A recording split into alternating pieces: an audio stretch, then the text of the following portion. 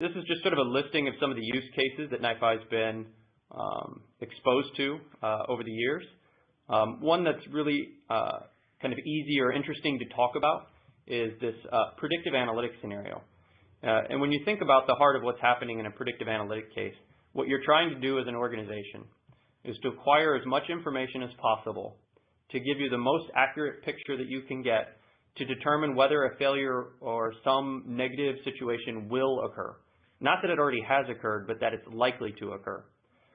This is really important in industries or situations where you want to be able to keep systems or processes in operation, and if you're able to provide, upfront maintenance or things that help avoid kind of a longer-term outage, then you can save a lot of money, right? It helps greatly with the bottom line.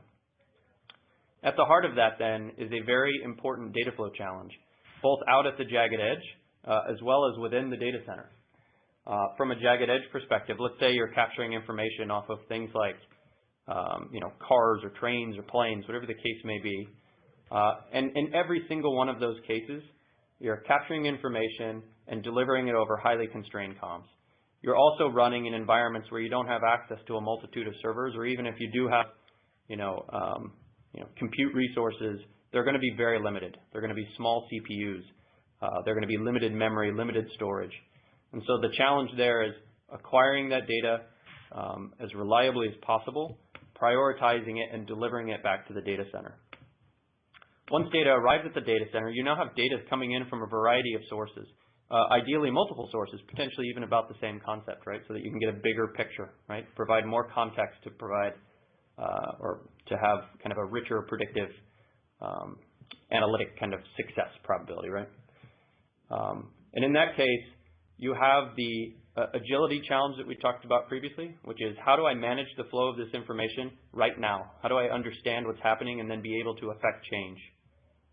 And so that plays to a really core strength of NiFi, like we've described with this interactive command and control.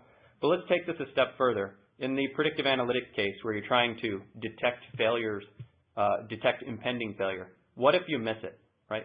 What happens if you did not detect the failure? And chances are the reason you didn't detect it is because the data that you were looking for didn't arrive, or you were looking for the wrong information in the first place. Well, one of the really important features that NiFi provides is this provenance concept that we've talked about.